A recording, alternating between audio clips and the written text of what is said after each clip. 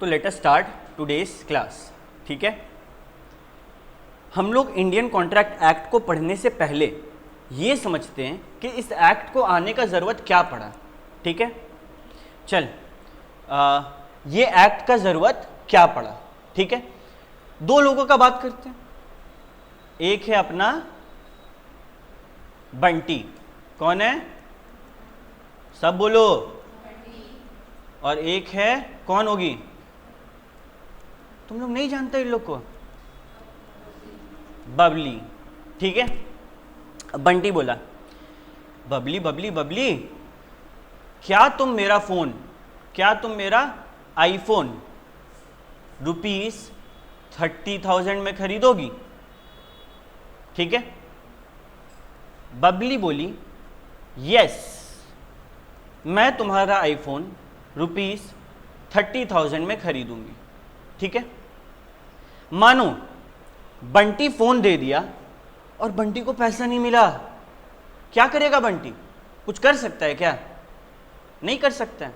तुम लोग सोचो, तुम लोग मार्केट में गया, कोई चीज का पैसा दे दिया, तुम लोग को सामान नहीं मिला, तुम लोग कुछ नहीं कर पाएगा, भैया चढ़ के मार देंगे उसको। लेकिन लॉ तो मारने नहीं बोलता ना, लॉ क्या बोलता है कि हम हैं। ठीक है, हर लॉ के पीछे एक रीजन होता है, और वो रीजन क्लियर हो गया ना तो लॉ याद रहेगा। तो यहां पे हम लोगों को समझ में आया कि अच्छा, मतलब एक पार्टी अगर अपना काम फुलफिल कर दे और दूसरा पार्टी अपना काम फुलफिल नहीं करे, हम तुरंत भाग के कौन सा बुक उठाएंगे, इंडियन कॉन्ट्रैक्ट एक्ट। ठीक है, इंडियन कॉन्ट्रैक्ट एक्ट क्या होता है समझ में आया, क्यों है, क्योंकि कॉन्ट्रैक्ट हो रहा है ना भाई। आज हम तुम लोग को बोले कि पढ़ाएंगे, तुम लोग से पैसा लिए पढ़ाना छोड़ दिए, तुम लोग मेरे पे केस कर सकते हैं।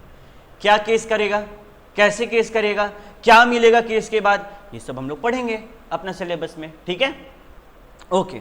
तो भैया यहां पे हमको समझ में आया कि आप बोले कि सबसे पहले क्या हुआ, सबसे पहले बंटी बबली को बोला क्या तुम मेरा फोन खरीदोगे। इसको इंग्लिश में क्या बोलेंगे, क्या बोलना चाहिए इसको इंग्लिश में, कि बंटी ऑफर कर रहा है बबली को, बोल सकते हैं ना, बंटी क्या कर रहा है, ऑफर कर रहा है। एक सेकंड, ऑफर कर रहा है बबली को। ठीक है, और बबली क्या कर रही है, ऑफर को, वेरी गुड यार, तुम लोग तो लॉ सीख गया, एक्सेप्ट कर रही है। अच्छा, जो बंदा, एक बात बताओ, जो बंदा बिल्डिंग बनाता है उसको क्या बोलते हैं, कॉन्ट्रैक्टर। हम पढ़ा रहे तुम लोग को, हम क्या हैं, टीचर। तो जो ऑफर करता है उसको क्या बोलेंगे, ऑफरर। क्या बोलेंगे, ऑफरर। जिसके लिए बिल्डिंग बनाते हैं उसको क्या बोलते हैं, कॉन्ट्रैक्ट की। ठीक है, जो करता है उसके बाद क्या लगता है, ओआर, और जिस पर किया जाता है उसको क्या बोलते हैं, ऑफरी। ये इंग्लिश है। तो जो बंदा एग्जाम में कभी भी दिखेगा कि ये बंदा ऑफरर है, हम क्या समझेंगे, ये बंदा कुछ ऑफर कर रहा है और आगे वाला पार्टी ऑफरी है। अच्छा, ऑफरर और ऑफरी, अब हम बहुत बारीक बात बताने जा रहे हैं। ठीक है, ध्यान से सुनना। आप बोले भैया जो बंदा ऑफर करता है वो ऑफरर, जिसको ऑफर करते हैं वो ऑफरी। हमको ये बताइए, बबली जब एक्सेप्ट कर ली फिर भी ये लोग ऑफरर ऑफरी है। हम तुम लोग को बोले कि तुम लोग को पढ़ाएंगे, ठीक है, हम ऑफरर, तुम लोग कौन, ऑफरी। तुम लोग हाँ हाँ बोल के पैसा दे दिया, अभी भी हम ऑफरर और तुम लोग ऑफरी होगा। अब हम प्रॉमिस कर लिए तुम लोग से, हम वादा कर लिए ना, हम तुम लोग को ऑफर किए, तुम लोग हाँ बोला, ये वादा हो गया। अब मेरे को वादा किए तो निभाना पड़ेगा। तो अब हम कौन हो गए, प्रॉमिसर एंड प्रॉमिसी। ये बड़ा बारीक सा बात है, बहुत सारा वीडियोस या फिर तुम लोग कभी सुनेगा, तुम लोगों को टीचर बताएगा नहीं, बट इस चीज का इंप्लीकेशंस होता है कि जब तक ऑफर एक्सेप्ट नहीं हुआ वो प्रॉमिस नहीं है, और जब तक प्रॉमिस नहीं है ये लोग को ऑफरर और ऑफरी बोलेंगे। लेकिन एक बार ऑफर एक्सेप्ट हो गया तो वो क्या बन जाता है, प्रॉमिस, और फिर ये पार्टीज का नाम क्या बदल के क्या हो जाता है, प्रॉमिसर प्रॉमिसी। क्लियर है, कोई दिक्कत नहीं। अच्छा, तो भैया पहला बात जो आप बोले, क्या होना जरूरी है, ऑफर। दूसरा बात आप बोले कि एक ऑफर जब एक्सेप्ट हो जाए तो क्या बन जाता है, वेरी गुड। और तीसरा बात आप बोले कि प्रॉमिस होने के बाद पार्टीज का नाम क्या हो जाता है? Promiser and promisee. क्लियर है? अब हम लॉ का एक डायमेंशन में तुम लोग को लेके जाने वाले हैं। तुम लोग से एक सवाल पूछने वाले हैं जिसका तुम लोग को जवाब देना है। हम तुम लोग को पढ़ा रहे हैं, ठीक है? मानो कि बदले में अगर हम फीस नहीं लेंगे, हम तुम लोग को बोले कि तुम लोग को 4 महीना पढ़ाएंगे और बदले में 1 रुपया नहीं लेंगे, एक सामान नहीं लेंगे। Fees can be in kind also. 2 चीज होता है ना, कैश एक इन काइंड। हो सकता है कोई हमको पैसा दे, कोई बोले भैया पैसा नहीं है, फोन ले लो मेरा।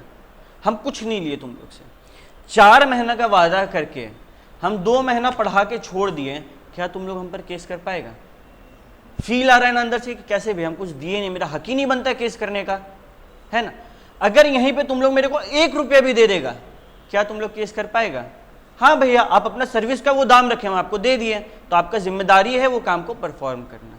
यानी कि अगर किसी कॉन्ट्रैक्ट में एक फोन जा रहा है तो बदले में कुछ मिलना भी चाहिए। यहां पे बदले में क्या दे रही है बबली? कितना रुपया दे रही है? 30,000 रुपया। तो एक सामान गया तो दूसरा सामान आया। जो चीज हमको बदले में मिलता है उसको इंग्लिश में क्या बोलते पता है? कंसीडरेशन। क्या बोलते हैं? कंसीडरेशन। बदले में कुछ मिलना। और जो मेरा फोन गया वो क्या? ऑब्जेक्ट। और लॉ क्या बोलता है? No consideration no contract.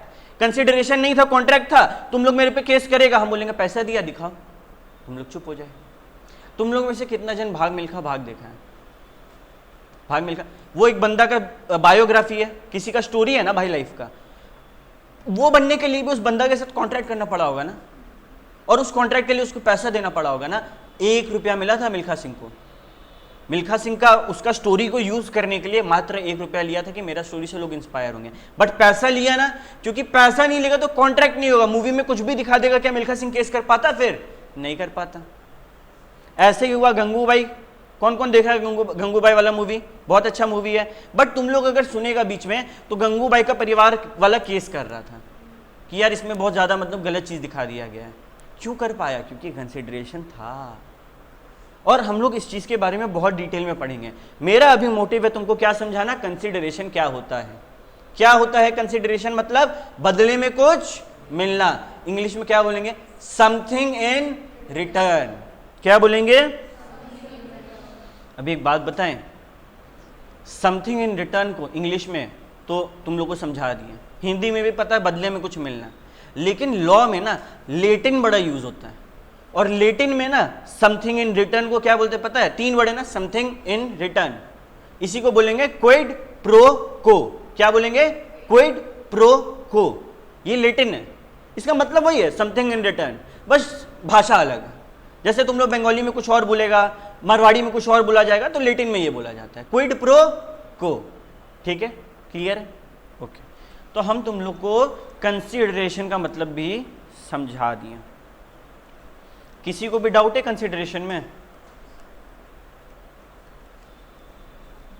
ठीक है भैया, यहां तक हमको क्लियर है। हमको क्लियर है कि एक बंदा ऑफर करता है, वो होता है ऑफर है। जिसको ऑफर करता है वो होता है ऑफरी। ऑफरी ऑफर को एक्सेप्ट करता है तो क्या बन जाता है? प्रॉमिस। और वैसे ही वो पार्टीज का नाम क्या हो जाता है? प्रॉमिस है, प्रॉमिसिंग। इसमें एक चीज होना जरूरी है, क्या है? कंसीडरेशन। और तुम समझो, ऑफर था, एक्सेप्टेंस था, मिलके क्या बना? प्रॉमिस। जिस प्रॉमिस में कंसीडरेशन है वो क्या बन जाएगा? अग्रीमेंट। क्या बन जाएगा? अग्रीमेंट। अग्रीमेंट का हम इंग्लिश डेफिनेशन बता रहे हैं, every promise and every set of promises forming consideration for each other. सुन के डर लग रहा है? याद हो जाएगा, हम याद करवाएंगे, मेरा जिम्मेदारी है। ठीक है? ऐसा याद होगा ना कि नींद में तुमसे जगा के पूछेंगे तुम लोग बोल देगा, इसका टेंशन मत लो। अभी खाली ये समझो कि प्रॉमिस और कंसीडरेशन क्या बनाता है? अग्रीमेंट। ठीक है? तो ठीक है भैया, आपका बात हमको समझ में आ गया, अग्रीमेंट क्या होता है। अब हम तुम लोग से एक सवाल पूछते हैं। हम तुम लोग को पढ़ा रहे हैं और बदले में तुम लोग से एक प्रॉमिस करवा रहे हैं। हम बोल रहे हैं कि झरिया धनबाद में जितना भी थाना है ना, सबको जला देना। ठीक है? हमको बहुत डर लगता है, पुलिस से हम बिना हेलमेट का घूमते हैं, सारा थाना जला दो ताकि पुलिस ना हो, हमको पुलिस पकड़े ना। प्रॉमिस है, ठीक है, हम तुम लोग को पढ़ा रहे हैं और बदले में मेरे लिए तुम लोग एक काम भी कर रहे हैं ना, कंसीडरेशन भी है, प्रॉमिस भी है, कंसीडरेशन भी है, तो एग्रीमेंट है। तो तुम लोग बोला ठीक है भैया हम लोग जला देंगे, आप हमको पढ़ा दीजिए। हम तुम लोग को नवंबर तक पढ़ाए, तुम लोग का फाउंडेशन निकल गया। हम एक दिन मस्त बिना हेलमेट का आ रहे कि आज तो पुलिस होगा नहीं, और हमको पुलिस पकड़ लिया। हम फोन करके तुम लोग को बोले तुम लोग पे केस करेंगे, तुम लोग को बोले तो थाना जलाने, तुम लोग नहीं जलाया। क्या वो केस साबित कोर्ट में होगा? क्यों नहीं होगा भैया? क्योंकि वो इलीगल नहीं था, वो इलीगल था। यही बात है ना भाई। यानी कि हर एग्रीमेंट कोर्ट में साबित नहीं हो सकता। अगर हम कोर्ट में जाएंगे हमको तो भगा देगा जज बाहर से, जज के वहां का दरबान भगा देगा कि क्या बोल रहे हैं आप, पॉसिबल है एडवोकेट मेरा केस लेना चाहेगा कोई भी? क्योंकि ऐसा पॉसिबल नहीं है। यानी कि जिस एग्रीमेंट पे इन्फोर्सिबिलिटी हो, अरे भैया ये क्या वर्ड बोल दिया, मतलब अपना आशीर्वाद दे रहे हैं कौन? लॉ। इन्फोर्सेबल है भाई लॉ, उसको क्या बोलते हैं? उसी को तो बोलते हैं कॉन्ट्रैक्ट। इन्फोर्सिएबल उसी को बोलते हैं कॉन्ट्रैक्ट। समझ आया? ठीक है, तो एक बार हम तुम लोग को ये बात को रिपीट करके समझाते, और हम समझाते कि ये फ्लो हम तुम लोग को क्यों दिखाएं, ऐसा फ्लो में क्यों समझाएं, इसके पीछे भी रीजन है। ऐसे समझो, अब पहले ये सब डिटेल में जाने से पहले तुम लोग को एक बात बताना चाहते हैं। इससे पहले किसी का लॉ से सामना हुआ है कभी? कहाँ? CS फाउंडेशन, CSEET, यस पढ़ाएं, वो भी पढ़ाएं हम। ठीक है, तो लॉ में ना क्या होता है, इंडियन कॉन्ट्रैक्ट एक्ट कैसा दिखता होगा? कभी सोचा है तुम लोग? अभी तो पढ़ाए भी है, कैसे सोचेंगे? सोचने का टाइम तो दीजिए, ध्यान से समझो। एक मोटा सा किताब, वो एक्ट, बेयर एक्ट, ठीक है, मोटा सा किताब। अब जैसे हम लोग का किताब में कंटेंट है, उसमें भी कंटेंट होगा। हम लोग का किताब में चैप्टर्स है, उसमें भी चैप्टर्स होगा। तो यहां तक तो क्लियर है भैया कि कंटेंट चैप्टर्स वगैरह होगा। लेकिन अगर हम कोर्ट में खड़े हैं और हमको जज को समझाना है कि अरे भैया वो वहां पे लिखा हुआ है ना, पेज नंबर 171 में देखिए लिखा हुआ होगा, ऐसे समझा पाएंगे उसको? नहीं। तो हम लोग क्या करते हैं, जैसे तुम लोग बुक में देखेगा कि देखो यहाँ पे पॉइंट्स दिया हुआ है ना, 0.4, 0.5, 0.6 ऐसे दिया हुआ है ना, DEF, फिर ये देखो एक बड़ा पॉइंट दिया हुआ है ना। उसी तरीके से बिल्कुल सिमिलरली वहां पर क्या होता है बुक्स में, सबसे पहले होता है सेक्शन। ठीक है, अब अलग अलग सेक्शन होता है, जैसे कि अक्सर, अक्सर, अक्सर, ठीक है, ये 3 बार अक्सर बोले, फिर बाद में कोई आके मत बोलना कि भैया आप बोले थे कि सारा डेफिनेशन सेक्शन 2 में होता है। नहीं, अक्सर सारा डेफिनेशन सेक्शन 2 में होता है। तो डेफिनेशन कहां पे होगा? 2 के अंदर। अब भैया 2 के अंदर डिफाइन कैसे करेगा? 2 के अंदर में मानो 2 का ए में डिफाइन कर दिया ऑफर को, है, 2 का बी में डिफाइन कर दिया प्रॉमिस को, 2 का सी में डिफाइन कर दिया प्रॉमिसर प्रॉमिसी को। तो हम लोग कैसे पढ़ रहे हैं? 2 का ए, 2 का बी, 2 का सी, ये हम लोग अपना सहूलियत के लिए पढ़ रहे हैं। एक बार तुम लोग को एक बात बता रहे हैं, ये एग्जाम पर्पस से जरूरी नहीं है, लेकिन ना मजा आएगा कल को, मतलब जैसे तुम लोग इंटर में जाएगा तो शो ऑफ करने के लिए चाहिए ना भाई कुछ, तो वहां पे शो ऑफ कर सकते हैं। कैसे भैया बताइए? हम लोग 2 का ए बोल रहे हैं, इसको इंग्लिश में कैसे रीड किया जाता है? सेक्शन 2 क्लॉज, गलत। अब तुम लोग को बताते होता क्या है। मानो है एक सेक्शन 4, ठीक है, सेक्शन 4, और उसमें एक क्लॉज है सी, ठीक है। मानो कोई चीज का सेक्शन ए है जिसमें बोला एक जन दूसरा पे केस नहीं कर सकता है, सेक्शन बी है जो कि ए से एकदम भी रिलेटेड नहीं है, ए से एकदम भी रिलेटेड नहीं है। जब एक सब सेक्शन दूसरा से इररिलेवेंट हो, एकदम भी रिलेटेड ना हो, एक में बोल रहा है सोलर सिस्टम के बारे में, दूसरा में बोल रहा है बॉडी फिजियोलॉजी के बारे में, दोनों में कोई भी रिलेशन है नहीं, तो हम लोग क्या बोलते हैं? 4 का क्लॉज सी, क्लॉज डी। जब कोई रिलेशन ना हो तब क्लॉज का इस्तेमाल करते हैं, ठीक है। और जब कोई रिलेशन हो कि 4 का ए में बोला सोलर सिस्टम के बारे में है, 4 का बी में बोला प्लैनेट्स के बारे में, 4 का सी में बोला सन के बारे में, ये तो तुमको दिख रहा है ना रिलेशन। जब रिलेशन हो तब क्या बोलते हैं? Sub section. जब रिलेशन है तब क्या बोलेंगे? Sub section. जब कोई रिलेशन नहीं है तब क्या बोलेंगे? क्लॉज। तो यहां पे हम गलत थे और आप सही थे। ये क्या है? क्या टू का ए और बी में कोई रिलेशन होगा? देख के तो लग रहा है ना भैया पहले ऑफर डिफाइन किया फिर ये डिफाइन किया, लेकिन कोई रिलेशन है नहीं। तो क्या बोलेंगे? टू का क्लॉज ए, टू का क्लॉज बी, टू का क्लॉज सी। ये बहुत बारीक सा अंतर है। बहुत लोग हम लोग सीए बन जाते हैं फिर भी ये चीज़ नहीं पता होता है। तो हम बहुत बेसिक सा टाइम पे तुमको बता दिए, ये एग्जाम में कभी नहीं आएगा, कभी इसका कोई रेलिवेंस नहीं है लाइफ में, ठीक है। कभी बस नॉलेज होना ज़रूरी है, क्योंकि हम लोग सीए बनने वाले हैं, ये सब चीज़ पे ध्यान देना। अब हम तुम लोग को दिखाने जा रहे हैं कि तुम लोग का हम काम कितना आसान कर दिए, ठीक है। ऑफर, ऑफर का मतलब आप बोले थे भैया सबसे पहले होता ऑफर, ठीक है। हम सबसे पहले ऑफर बोले और देखो ना, सबसे पहले टू का ए में डेफिनेशन में किसका है? ऑफर। टू का ए क्या है? ऑफर। टू का बी क्या होगा? प्रॉमिस। टू का सी क्या होगा? प्रॉमिसर, प्रॉमिसी, ठीक है। टू का डी क्या होगा? कंसीडरेशन। टू का ई क्या होगा? अग्रीमेंट। एंड टू का नहीं, टू का एच, टू का एच क्या होगा?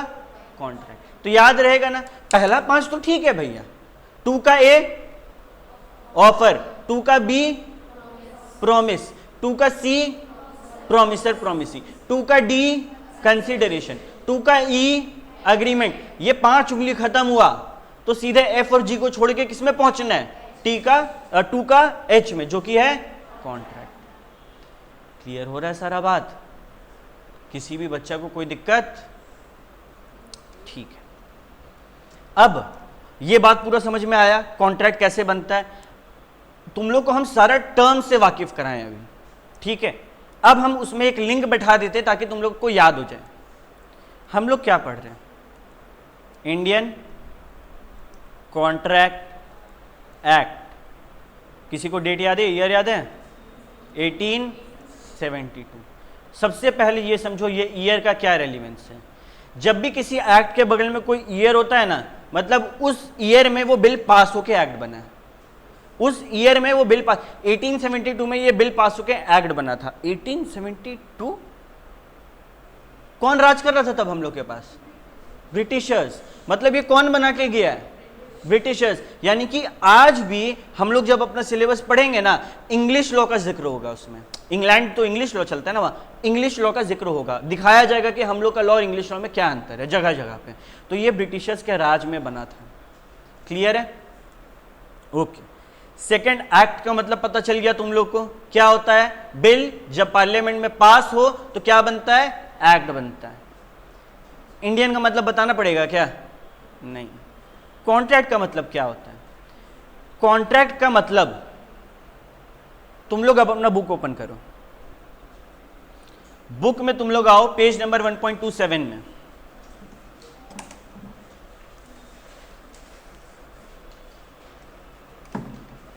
वहां पे अगर 3 बुक है तो एक उधर पास कर दो, उन लोग के पास बुक नहीं है। जहां भी एक्स्ट्रा बुक है एक उस तरफ पास कर दो, ठीक है। सबको आ गया? ठीक है। अब हम तुम लोग को दिखाते हैं जादू। क्या दिखाते हैं? तुम लोग बाद में बोलता कहीं नहीं रे, हैं? जादू। हम लोग क्या सीखने जा रहे हैं? Contract.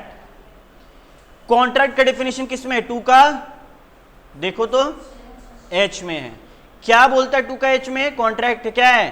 An agreement enforceable by law. अभी क्लास में याद करा रहे हैं, यहां देखो, an agreement enforceable by law. 5 fingers में याद हो गया। An agreement enforceable by law, याद हो गया। अब इसमें 2 बात बोला, याद करो। हम तुमको यही ना बताएं कि अग्रीमेंट होना चाहिए, इन्फोर्सेबिलिटी ऑफ लॉ होना चाहिए, तो वो कॉन्ट्रैक्ट होता है। याद है? ये तो सिंपल है। इसमें इन्फोर्सेबल बाय लॉ समझ में आया ना? ठीक है। क्या वर्ड नहीं समझ में आया था? अग्रीमेंट। ठीक है। अग्रीमेंट का डेफिनेशन देखो किसमें? टू का ई। क्या बोलता है एग्रीमेंट का definition? Every promise and every set of promises forming consideration for each other. ठीक है। एवरी का मतलब पता है? एकदम बेसिक पे जा रहे हैं, जैसे बच्चा लोगों को पढ़ना होता है। एवरी का मतलब पता भैया, प्रॉमिस का मतलब क्या होगा, तो इसके लिए हम लोग कहां पे गए थे। अब एग्रीमेंट से दो वर्ड मिला, क्या क्या, every promise and every set of promises forming consideration for each other. Promise कहां पे है, टू का बी, और कंसिडरेशन है टू का डी। दोनों को एक करके देखते हैं, पहले कंसिडरेशन देखते हैं। टू का डी में कंसिडरेशन क्या बोला भैया, मत पूछिए क्या बोला, इतना बड़ा कुछ बोल दिया है। When at the desire of the promisor the promisee or any other person does or abstain from doing, ऐसे करके ना, has done or abstain from doing, promises to do or abstain from doing such act or abstinence is called a consideration. इसका मतलब क्या है तुम ये समझो, ठीक है। कंसिडरेशन हम लोग हिंदी में क्या पढ़े, क्विड प्रो क्यो, यही ना पढ़े, क्विड प्रो को मतलब समथिंग इन रिटर्न, पढ़े। ये क्या दे दिया भैया, इतना लंबा चौड़ा याद करना पड़ेगा, हाँ मुश्किल है नहीं, ठीक है। तुम लोग अगर ध्यान से देखेगा तो 3 पॉइंट दिया हुआ है तुम लोग को उस पेज में कंसिडरेशन का, राइट, 3 डॉट्स दिया हुआ है। वो 3 डॉट्स ना इस चीज को लंबा बना रहा है, इस डेफिनेशन को लंबा बना रहा है। ये डेफिनेशन है छोटू सा, ठीक है। इस डेफिनेशन को समझाने के लिए हमको थोड़ा तुम लोग के सामने बुक ओपन करना ही पड़ेगा। Just give me 1 second. Consideration का डेफिनेशन में जाने से पहले हम लोग टिक कर लेते हैं ना एक बार, क्या क्या डेफिनेशन होंगे। तुम लोग मत करना, तुम लोग हम जो करने बोलेंगे वही करना खाली, ठीक है। हम लोग सबसे पहले क्या पढ़े, ऑफर, ठीक है। दूसरा क्या पढ़े, प्रॉमिस। तीसरा क्या पढ़े, प्रोमिसर प्रोमिसी। फिर चौथा क्या था, कंसिडरेशन। अभी ध्यान से समझो, हम लोग पहले आते हैं कंसिडरेशन में। क्या बोल रहा है, When at the desire of the promiser, आज हम तुम लोग को पढ़ा रहे हैं, हम कौन, प्रोमिसर या प्रोमिसी, प्रोमिसर। तुम लोग कौन, promisee. When at the desire of the promiser, यानी कि फीस कौन बताएगा, प्रोमिसर। तुम लोग आके बोलेगा कि हम 500 रुपया देंगे, नहीं ना, प्रोमिसर बताएगा ना। याद है वो वाला मूवी 150 रुपया लेगा, कौन बोल रहा था, प्रोमिसर बोल रहा था, याद है ना, नहीं देखा तुम लोग हेरा फेरी, कैसा कैसा बच्चा लोग, खाली खाली टिकटॉक, खाली टिकटॉक, ठीक है। तो डिजायर किसका चल रहा है यहाँ पे, प्रोमिसर। अच्छा, पेमेंट कौन कर रहा है, हम तुम लोग को पढ़ा रहे, पेमेंट कौन कर रहा है, वाह प्रोमिस, कहाँ तुम लोग पैसा देगा, पापा मम्मी देंगे ना, गार्जियन देंगे ना। तो promisee or any other person, समझ रहा बात को, यानी कि पेमेंट तुम लोग देगा, कोई और देगा, फर्क नहीं पड़ना चाहिए। किसके डिजायर पे होगा, मेरे डिजायर पे होगा। क्लियर है डेफिनेशन, ठीक है। अब यहां पे एक ही बात को 3 तरीके से बोला, हम इसको पहले हिंदी में पढ़ाते हैं। ये बोल रहा है कि देखो भाई, हम तुमको आज पढ़ा रहे, ठीक है, मानो तुम में से कोई स्टूडेंट है जो हमको पहले पैसा दे दिया, क्या वो वैलिड कंसिडरेशन होगा, अगर वो पास्ट था तो यस। हमको अब पढ़ा रहे हैं, अभी पैसा दे रहा है, क्या वो वैलिड कंसिडरेशन होगा, अगर प्रेजेंट में हो रहा है तो यस। हमको फ्यूचर में इंस्टॉलमेंट में पैसा देगा, क्या वो वैलिड कंसिडरेशन होगा, हाँ। अरे देखो ना, इंग्लिश है, has done or abstain from doing, abstained from doing कौन सा टेंस है, past, has done or abstained from doing, ठीक है। उसके बाद डज और एब्सटेन्स फ्रॉम डूइंग कौन सा टेंस है, प्रेजेंट। और लास्ट में promises to do or abstain from doing कौन सा टेंस है, फ्यूचर। ये 3 पॉइंट डाल के ना तुमको दिखा रहा है कि ये टफ है, टफ है, टफ है। 3 टेंस में बात को बोलना है। पहला बात क्या बोलना है, किसका डिजायर पे होगा, प्रोमिसर। दूसरा बात क्या बोलना है, promisee or any other person, ठीक है। उसके बाद तीनों टेंस में ये बात को लिख देना है। लास्ट में क्या लिखना है, act or abstinence is called a consideration from the promise. ये एक्ट तो समझ में आ रहा है कि भैया हम आप हमको पढ़ा रहे हैं, बदले में हम आपको पैसा दे रहे हैं। हम एक एक्ट, तुम लोग एक एक्ट कर रहे हैं ना पैसा देने का, वो एक एक्शन है ना, एक्शन। एक्शन को काट दिए तो क्या बना, एक्ट। ये वो वाला एक्ट का बात कर रहे हैं। एब्सटिनेंस का मतलब क्या है, एब्सटिनेंस का मतलब कुछ नहीं करना। अगर हम तुम लोग को पढ़ा रहे और बदले में बोल रहे हैं कि देखो हम तुम लोग को पढ़ा रहे हैं, तुम्हारे पापा का बस मेरे दुकान के बगल में दुकान है, उनको बोल दो वो दुकान ना खोले, क्या ये एक वैलिड कंसिडरेशन है फॉर द टाइम बिंग, हाँ। समझ रहे हो बात को? कुछ ना करने के लिए अगर हम तुमसे कंसिडरेशन मांगे वो भी माना जाएगा। हम तुम लोगों को पढ़ाएंगे, बदले में तुम फोन नहीं चलाएगा, क्या ये वैलिड कंसिडरेशन है? हाँ, क्लियर है, समझ आया? कितना इजी डेफिनेशन है इसका। तो हम लोग एक डेफिनेशन क्या देखे थे? सबसे पहले डेफिनेशन देखे थे आज कॉन्ट्रैक्ट का, 2 का H 5 फिंगर्स पे याद हुआ। फिर क्या देखे इसके बाद? कॉन्ट्रैक्ट के बाद क्या देखे? एग्रीमेंट। एग्रीमेंट में हम तुम लोग को कौन सा वर्ड पे फोकस करने बोले? Promise and consideration. देखो उससे डेफिनेशन याद होगा कि नहीं? Every promise and every set of promises, एक ही बात बोल रहा है, वादा। Forming consideration for each other. हम तुमको सामान दे रहे हैं, हम तुमको फोन दे रहे हैं, तुम मेरे को पैसा दे रहे हो, मेरे लिए कंसीडरेशन। तुम मेरे को पैसा दे रहे हो, बदले में तुमको फोन मिल रहा है, तेरे लिए consideration. Forming consideration for each other, ठीक है, इज एन एग्रीमेंट। टफ था क्या? नहीं। अग्रीमेंट के बाद हम लोग को 2 वर्ड मिला था, क्या? Promise and consideration. तो फिर हम लोग आए थे कंसीडरेशन, अभी इतना समझाएं। प्रॉमिस क्या होता है तुम लोग को पता है? बताओ तुम। ए ऑफर किया, बंटी ऑफर किया था बबली को, बबली एक्सेप्ट की थी, तो क्या बना था? प्रॉमिस। इंग्लिश में बोलो तो an offer when accepted becomes a promise. भैया बस a proposal when accepted becomes a promise. तो भैया ये ऊपर में 3 पॉइंट क्यों दिया? डराने के लिए? नहीं, ये भी उसका हिस्सा है। When the person to whom the proposal is made, ये लाइन ना गेम, देखो लॉ में ना एक एक बात को प्रिसाइज होकर लिखना पड़ता है, नहीं तो फिर स्कैम 1992 हो जाता। याद है हर्षद मेहता कैसे स्कैम किया था लॉ का मजा लेके?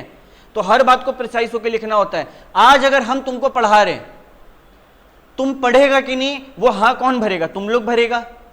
अगर तुम्हारा कोई दोस्त आके बोलेगा हाँ वो पढ़ेगा, तो हम हाँ मानेंगे। तो when the person to whom the proposal is made, तुम लोग को प्रपोजल दिए ना पढ़ाई का, तुम लोग से हामी चाहिए। तुम लोग को फोन बेच रहे ना, तुम लोग से हामी चाहिए। समझ रहे इसका मतलब? कि जिस बंदा को ऑफर किए वही ऑफरी है, और वही जब एक्सेप्ट करेगा तभी प्रॉमिस होगा। किसी और का एक्सेप्टेंस चलेगा क्या? नहीं। लेकिन किसी और का कंसिडरेशन चल रहा था क्या? हाँ, पापा फीस दे रहे थे, चल रहा था। देख रहा है ना, समझ रहा है ना बात को? ठीक है। Signifies his assent thereto, इसका क्या मतलब है भैया? सिग्निफाइज यानी कि हो सकता है तुम मुंह खोल के हाँ बोलो कि हाँ भैया हम आपसे फोन खरीदेंगे 30,000 में।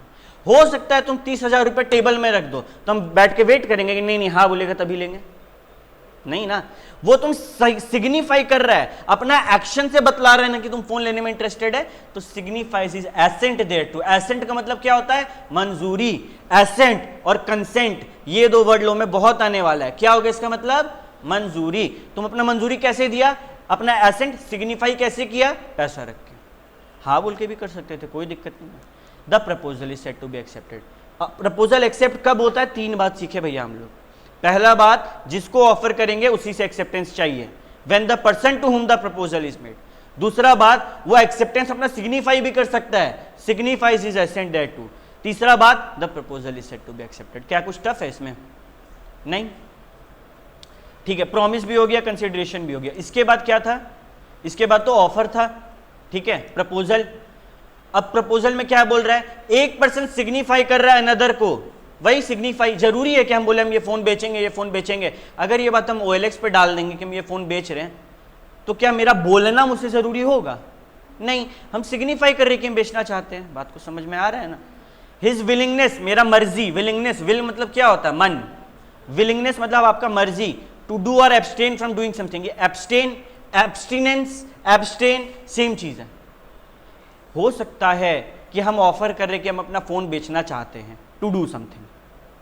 हो सकता है कि हम ऑफर कर रहे हैं, तुम लोग को याद है कल में एक बात बताए थे, CA वाला अपना नाम में WALLAH क्यों लिखा? WALLA क्यों नहीं लिखा? क्योंकि वो कोई और खरीद के रखा हुआ था। अब तुम सोचो हम वो बंदा है जो हम उसका नाम खरीद के रखे हुए, उसको ये नाम चाहिए, तो वो ये नाम हमसे खरीदेगा। वो हमको बोलेगा कि भैया ये नाम आप यूज मत करो, हमको दे दो। हम ये नाम यूज नहीं करने के लिए उससे पैसा लेंगे, हम कुछ ना करने के लिए उससे पैसा ले रहे हैं ना, एब्सटेन कर रहे हैं ना खुद को कुछ करने से, और उसके लिए पैसा मिल रहा है। ये क्या है? Abstain from doing something. Such act or abstinence is said to be make a proposal. कुछ भी टफ था? ठीक है। अब तुम लोग का मन में थोड़ा थोड़ा डर आएगा कि भैया आप एक बात बताइए, लॉ में क्या वर्ड टू वर्ड सब कुछ याद रखना है? आज लॉ का पहला क्लास है, हम तुम लोग को सीधे बता रहे तुम लोग को क्या पढ़ना है, क्या याद रखना है, दैट्स इट। तुम लोग ऐसे समझो कि तुम लोग किसके लिए प्रिपेयर कर रहे हैं, एग्जाम के लिए, ठीक है। तुम लोग 3 बेसिस पे काम कर रहे हैं। पहला तुम लोग काम करेगा कि मेरे को वो कॉन्सेप्ट समझ में आया कि नहीं। कॉन्सेप्ट क्लियर होना सबसे पहले जरूरी है, ठीक है। कॉन्सेप्ट क्लियर हो, उसके बाद दूसरा कीवर्ड ढूंढो। ये वेरी इंपॉर्टेंट होता है सीए में। हम आज ही सीए इंटर और सीए फाइनल का तुम लोग को ट्रिक बता रहे हैं। जब कोई बंदा पेपर चेक करता है ना, एग्जामिनर, उसके हाथ में आंसर शीट होता है और उसके हाथ में ना साइड में ऐसे एक छोटा बॉक्स बना होता है जहां पे लिखा रहता है ये वाला वर्ड है 1 मार्क्स बैठाओ, ये वाला वर्ड है 2 मार्क्स बैठाओ, ये वाला पॉइंट है 1 मार्क्स बैठाओ। वो लोग सीधे देखेगा वो वर्ड है, मार्क्स बैठाएगा। मतलब कि अगर तुम लोग किसी बात को कुछ और लिख कर आया और वो बंदा को वर्ड नहीं दिख रहा है, वो मार्क्स नहीं बैठाएगा। कीवर्ड रटना है भाई, कीवर्ड को रटना है। लैंग्वेज अपने आप धीरे धीरे पढ़ते पढ़ते हम लोग को समझ में आएगा। क्या रटना है? कीवर्ड। कीवर्ड रट लिया। अब तीसरा पार्ट आता है क्या? आंसर को प्रेजेंट करने का स्किल। ये हम लोग प्रैक्टिस कर करके सीख जाएंगे। बट पहला तुम लोग का ना ये मजबूत होना चाहिए। कंसेप्ट मजबूत होगा तभी कीवर्ड याद रहेगा, कीवर्ड याद रहेगा तभी आंसर फ्रेम कर पाएंगे। आंसर फ्रेम करेंगे मार्क्स मिल जाएगा, ठीक है। ओके, तो लॉ क्लियर कैसे हम लोग को पढ़ना है। तो अब हम लोग आते हैं बुक में। सबसे पहले यहां पे करो तुम लोग स्टार मार्क और लिखो रट्टा। स्टार मार्क करके लिख दो रट्टा। हम बार बार बोल दे रहे हैं मेरे क्लास में 3 अलग कलर का पेन और एक हाइलाइटर लेकर आना है। साथ ही में ना स्टिकी नोट्स करके एक होता है, पता है ना, इतना बड़ा स्क्वायर होता है, उसको चिपका, वो भी एक रख लो, जरूरत पड़ेगा तुम लोग को। हम जो है किताब में करवाना चाहते हैं। देखो हम पहले नोट्स भी लिखवाते थे और नोट्स लिखवा सकते हैं, बट आई डोंट थिंक कि वो बेनिफिशियल होता है। वो 1.5 दिन में बहुत हेक्टिक हो जाता है। तो किताब में जो करेंगे वो काफी होगा। क्लियर?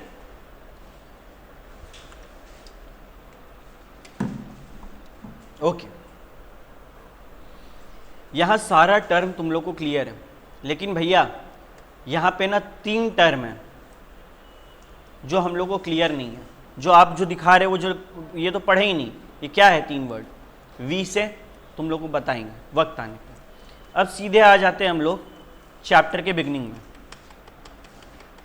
सब कोई पहला पेज में आ जाओ जहां से चैप्टर स्टार्ट हो रहा है।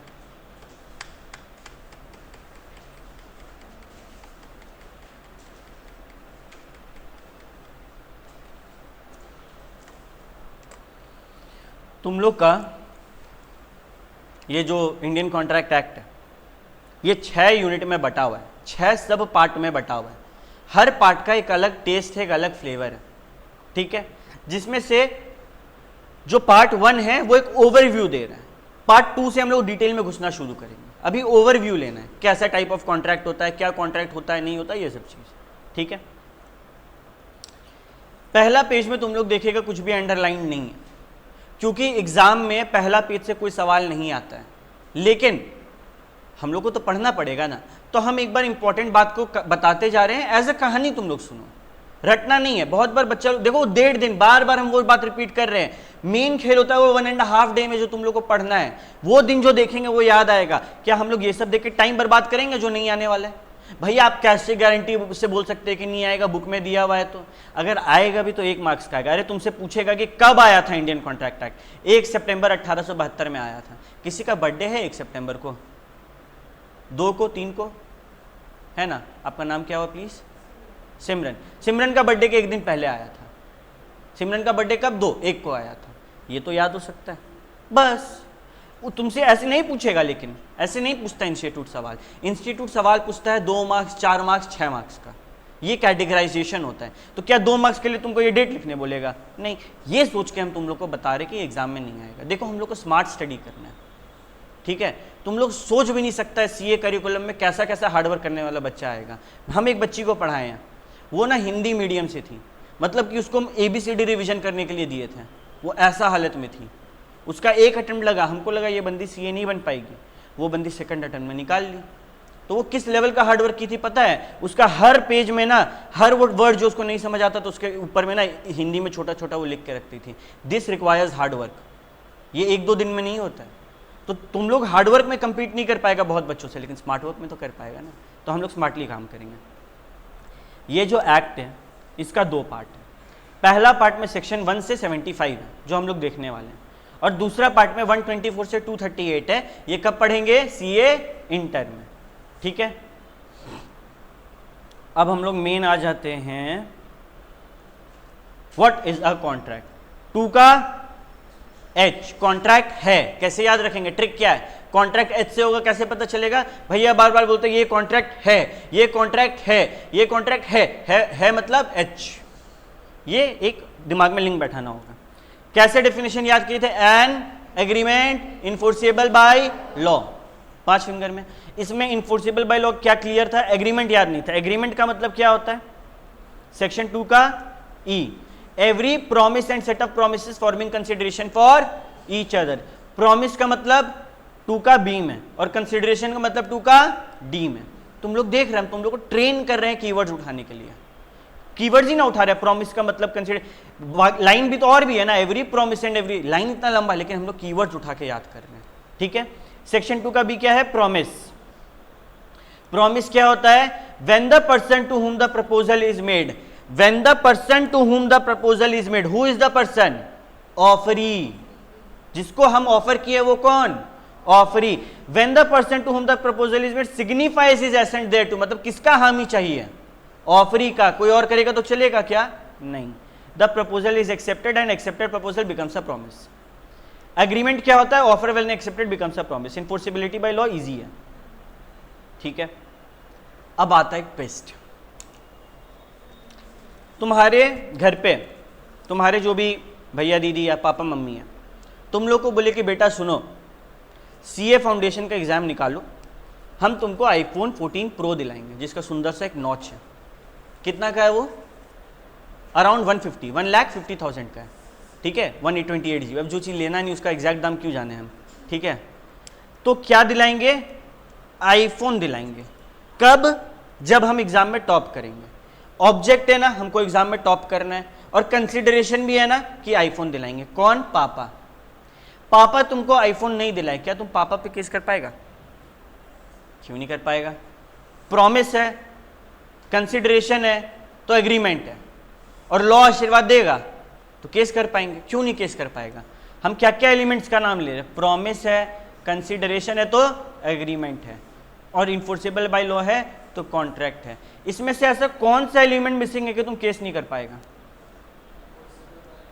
इन्फोर्सेबल बाय लॉ मिसिंग है, एग्जैक्टली। लॉ बोलेगा कि ये तो सोशल एग्रीमेंट है ना, ये तुम लोग का प्राइवेट मैटर है ना, इसमें हम नहीं आएंगे। समझा बात को? हम क्या सिखाना चाह रहे हैं कि सोशल एग्रीमेंट में लॉ इंटरफेयर नहीं करता। मतलब भैया, मतलब अगर आज हम तुम लोग से प्रॉमिस किए कि तुम लोग टेस्ट दो, जो बच्चा टेस्ट में टॉप 3 होगा हम उन तीनों को लेके मूवी जाएंगे, और हम तुम लोग को आइनॉक्स बुला लिए और हम नहीं पहुंचे, क्या तुम लोग मेरे पे केस कर पाएगा? नहीं, क्योंकि ये एक सोशल एग्रीमेंट था। समझ रहा बात को? सोशल तुम्हारा दोस्त लोग तुमसे वादा किया पार्टी देगा, पार्टी नहीं दिया, तुम लोग केस कर पाएगा? नहीं। क्यों? पार्टी का नाम पे तुम पीछे देखने लगी। क्यों नहीं कर पाएगा केस? क्योंकि सोशल एग्रीमेंट है। तो social agreement is not enforceable by law. क्या बोले हम? Social agreement is not enforceable by law. देखो यहां पे ये एग्जाम्पल 2 में वही बात लिखा है कि नहीं?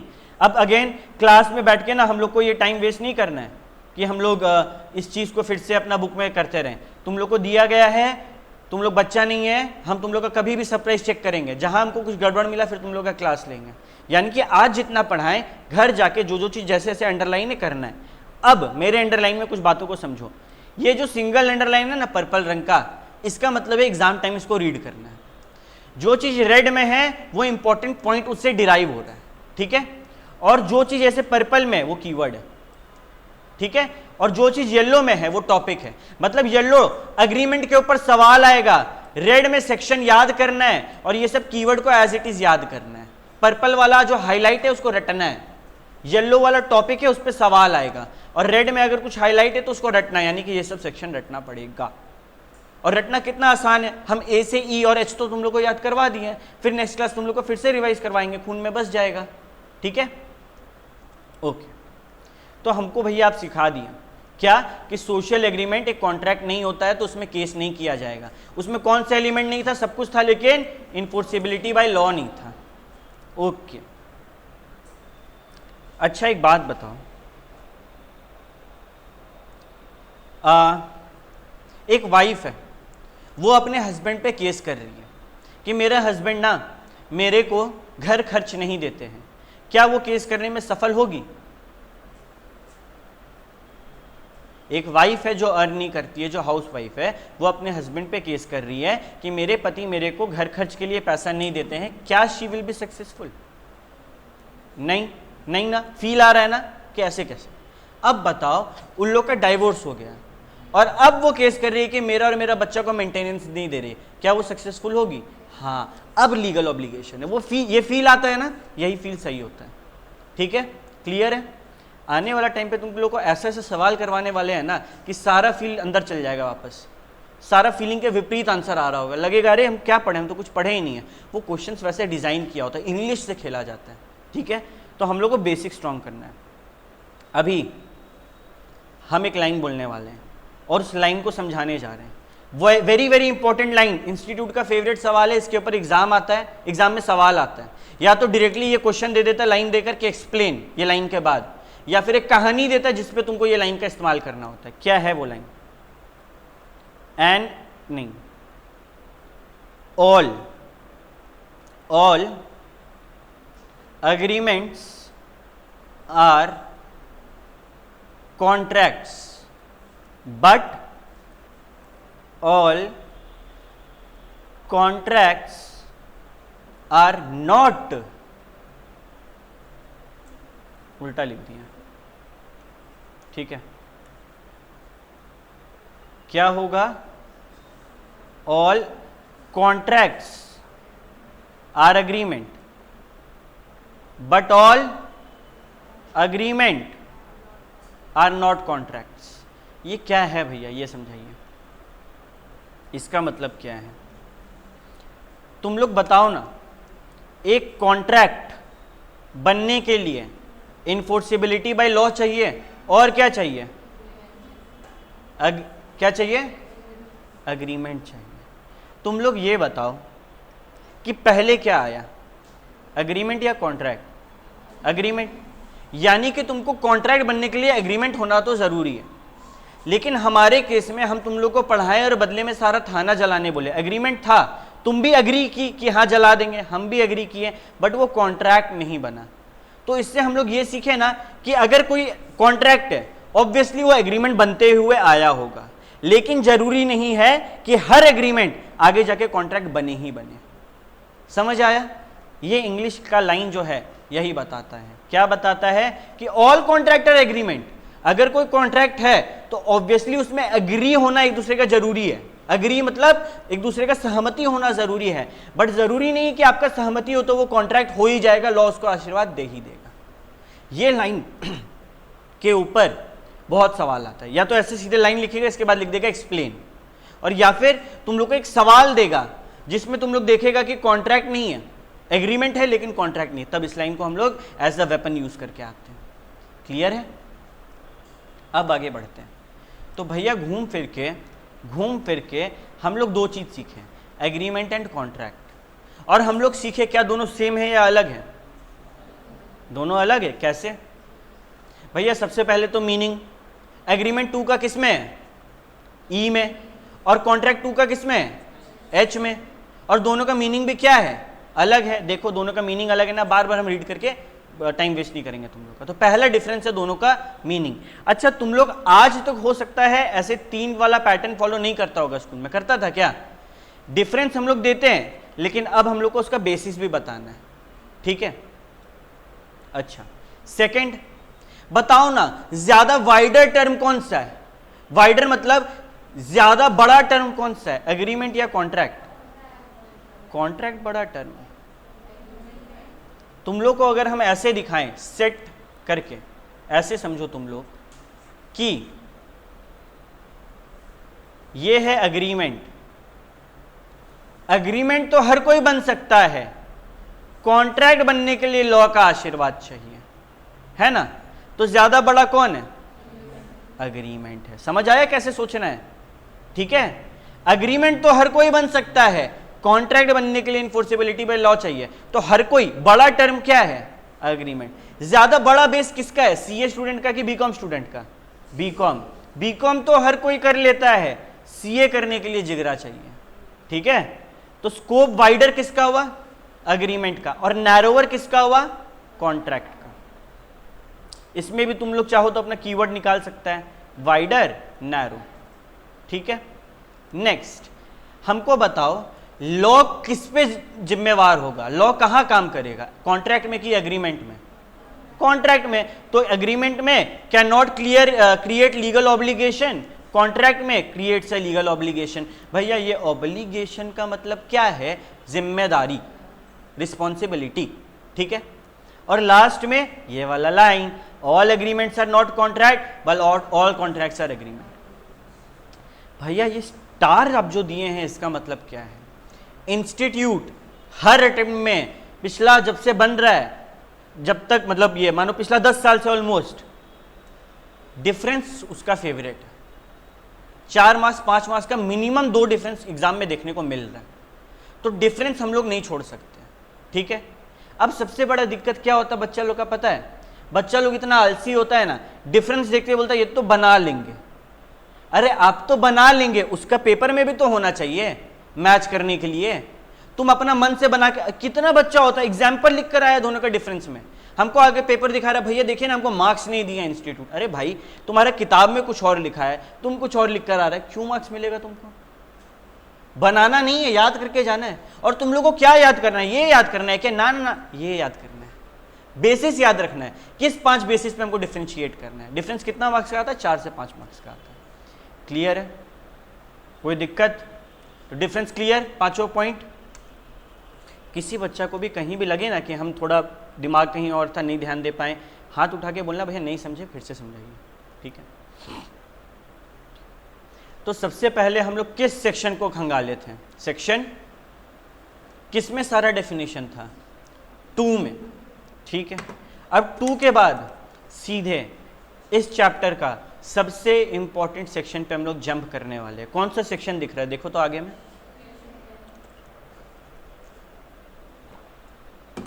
सेक्शन 10। सेक्शन 10। ठीक है, 10 नंबर किसका जर्सी में? फुटबॉल में कोई जानता है? मेसी का नाम सुना है तुम लोग? मेसी का जर्सी में है 10 नंबर। ठीक है, सेक्शन 10 क्या बोलता है? सेक्शन 10 बोलता है एक कॉन्ट्रैक्ट होने के लिए इन सब का होना अनिवार्य है। एक कॉन्ट्रैक्ट को कॉन्ट्रैक्ट कहलाने के लिए ये सारे चीजों का होना कंपलसरी है। क्या है? ऑप्शनल है, कंपलसरी है? कंपलसरी। तो सेक्शन 10 बताता है essentials of a valid contract, कि ये सब होगा तो कॉन्ट्रैक्ट होगा, नहीं होगा तो कॉन्ट्रैक्ट नहीं होगा। क्लियर?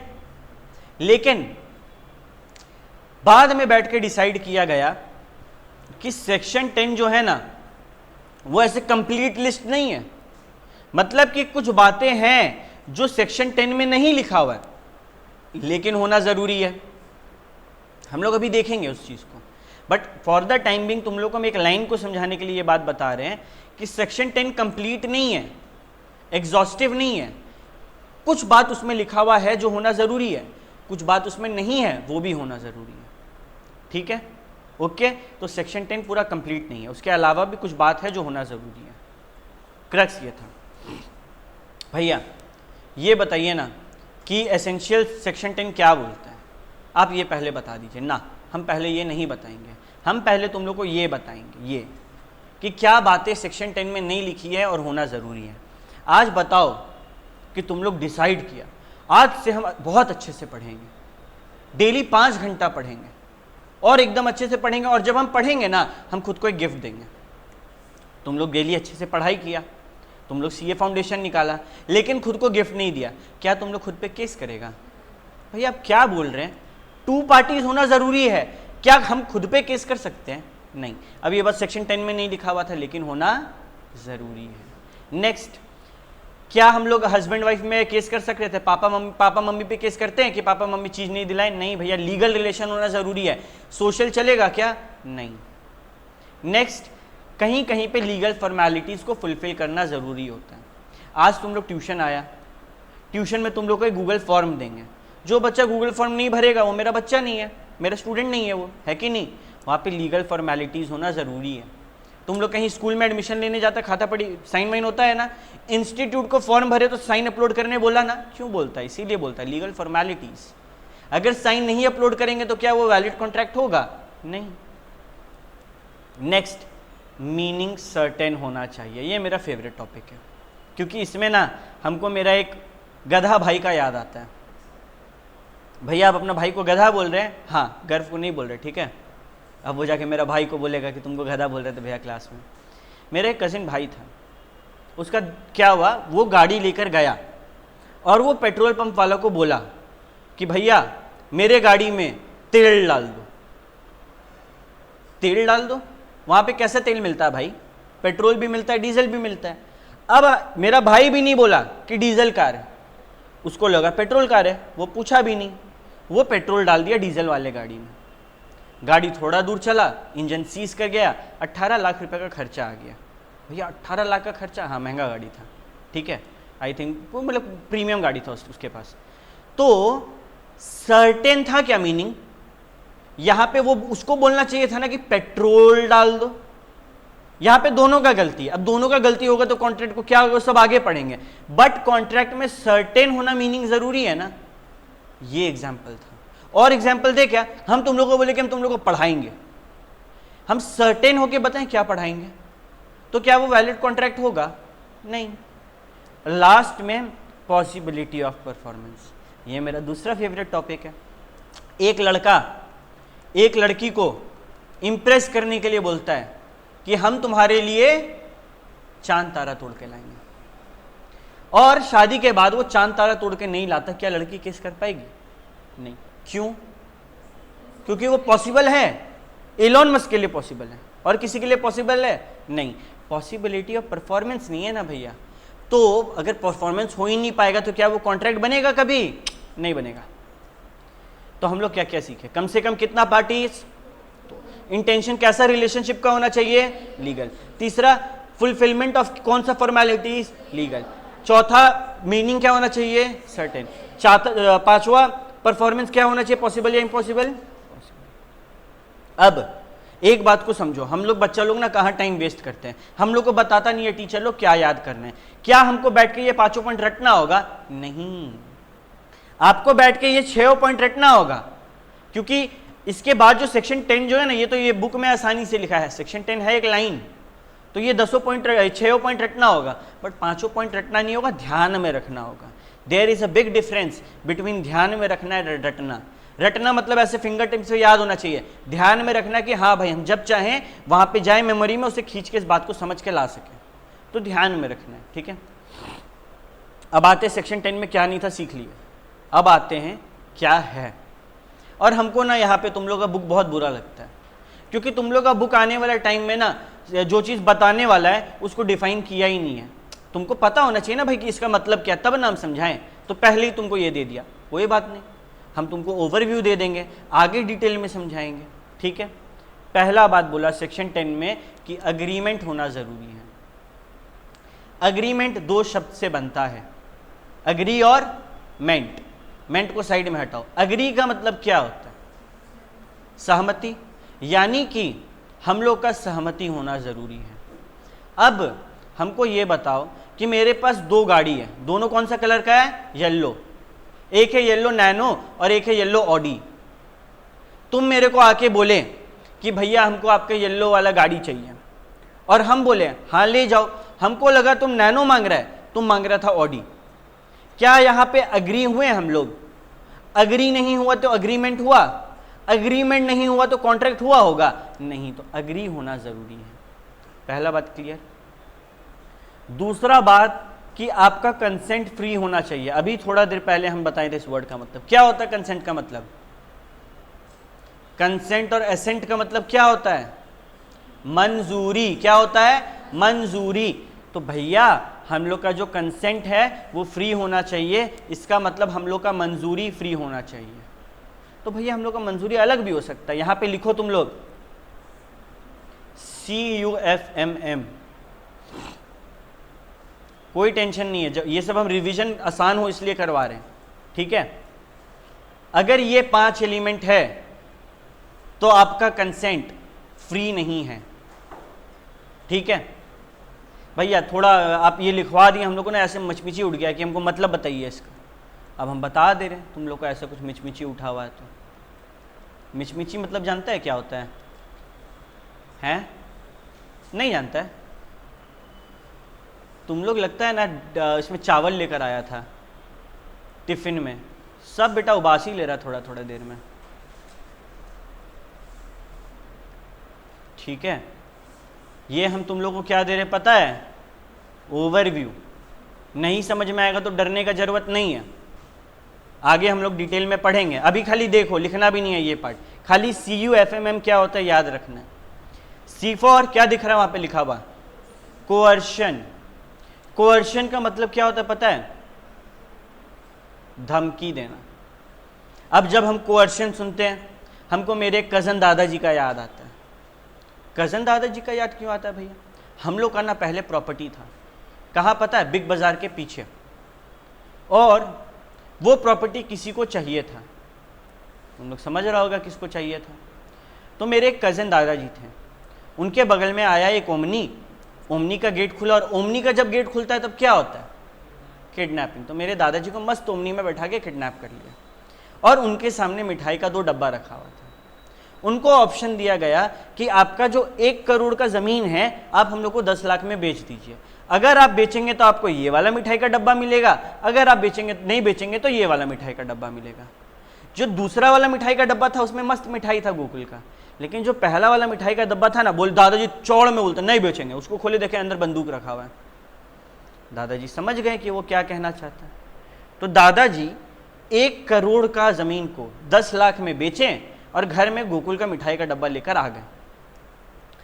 अब क्या यहां पे दादाजी का फ्री कंसेंट था? नहीं भैया, उनको धमकाया गया ना, थ्रेटन किया गया ना, तो फ्री कंसेंट नहीं था। जब फ्री कंसेंट नहीं होता तो क्या करते हैं भैया? बता देंगे, टेंशन मत लो, ठीक है। अभी के लिए ये समझो फ्री कंसेंट नहीं था। इसमें एक जन रो रहा है, कौन? अरे शर्मा के क्यों बोल रहे? दादाजी रो ही रहे होंगे। क्या, कौन रो रहा था? दादाजी। जो बंदा रो रहा है वो कौन कहलाता है? Aggrieved party. क्या कहलाता है? Aggrieved party. रो रहा है, पीड़ित है, क्योंकि उसके साथ धमकी देकर उससे काम करवाया गया, ठीक है। Next, undue influence. इसको अगर हिंदी में बताएं हम तो होगा बहलाना फुसलाना। इसका मतलब जानता है तुम लोग? हाँ, बहलाना फुसलाना। अनड्यू इन्फ्लुएंस में ना एक रिश्ता होना जरूरी है। आज हम लोग के बीच ये रिश्ता है टीचर स्टूडेंट का, ठीक है। तुम्हारे पेरेंट्स और तुम्हारे बीच रिश्ता है पेरेंट्स और वार्ड का, है ना, फादर डॉटर का, फादर सन का। तो यहां पर ही तुम लोग को पुसलाया जा सकता है। अभी हम टीचर है, तुम लोग स्टूडेंट है। डोमिनेटिंग कौन है? डोमिनेंट कौन है? हम। सुपीरियर हम है ना। पावर किसके हाथ में? बहला। तुम लोग हमको पुसला के सामान लेगा कि हम तुम लोग को पुसला के बोलेंगे हाँ बेटा ये कोर्स खरीद लो, हाँ यहाँ पे हमको पैसा दे दो, कृपा बरसेगा। कौन करेगा ये? हम, जो डोमिनेटिंग पोजीशन पे हैं। तो अनड्यू इन्फ्लुएंस में क्या करवाया जाता है? बहलाया पुसलाया जाता है, और इसमें एक रिश्ता का होना जरूरी है, ठीक है। फ्रॉड का मतलब बताना जरूरी है। क्या होता है? धोखा। दिल टूट जाता है इसमें। क्यों? क्योंकि कोई जानबूझकर तुमको धोखा देता है, इंटेंशनली तुमको धोखा देता है। और मिस रिप्रेजेंटेशन में क्या होता है? यह देखो, फ्रॉड जो है ना वो क्या होता है पता है? इंटेंशनल। और मिस रिप्रेजेंटेशन जो है ना वो क्या होता है? अनइंटेंशनल। भैया एक एग्जाम्पल दे दे इसका तो मजा आ जाए। मानो मेरे पास एक कार है और हमको नहीं पता था कि उस कार का अंदर कोई पार्ट खराब है, हमको नहीं पता था। हम अनइंटेंशनली, मासूमियत में वो कार तुमको बेच दिए। तुम जब खरीदा तब पता चला कि उसका पार्ट खराब था। यहां क्या है? फ्रॉड या मिस रिप्रेजेंटेशन? Miss represent. अरे हमको भी नहीं पता था कि कार का सामान खराब है। और मानो कि हमको पता था वो सामान खराब है, हम उसको रिपेयर कराएं और सल्टा दिए, अब क्या हो गया? वो इजी था ना। अगर जानबूझ के कर रहे हैं तो क्या? फ्रॉड। और मासूमियत में हो रहा है तो क्या? Miss representation. और मिस्टेक का मतलब क्या होता है? गलती। बताओ ना, मेरा भाई वाला एग्जाम्पल में देखो, मेरा हर एक एग्जाम्पल हम तुमको आज से 10 दिन बाद भी पढ़ाएंगे, अगला कभी भी पढ़ाएं यही एग्जाम्पल लेंगे, क्योंकि हम तुम लोग का दिमाग में ना कॉन्सेप्ट्स को एग्जाम्पल के साथ लिंक कर दे रहे हैं। अब क्या होगा, जैसे ही तुम लोग दिमाग में देखेगा मिस रिप्रेजेंटेशन, अरे वो गाड़ी वाला एग्जाम्पल, अंदर पार्ट खराब था, जानबूझ के अगर हम बेच दिए तो फ्रॉड है, और मासूमियत में बेचे तो वो एग्जाम्पल से कॉन्सेप्ट लिंक हो जाएगा, तो बड़ा मदद होगा उसमें। ठीक है, तो एग्जाम्पल बहुत महत्व रखता है। हमारे केस में 2 एग्जाम्पल लिए मिस्टेक से रिलेटेड। पहला, तुम लोग गाड़ी लेने आया, 2 येलो रंग का गाड़ी खरीदा था, तुम लोग मांग रहा था ऑडी और हम क्या दे रहे थे? नैनो। ये क्या था? मिस्टेक था, मेरे तरफ से भी तेरे तरफ से भी।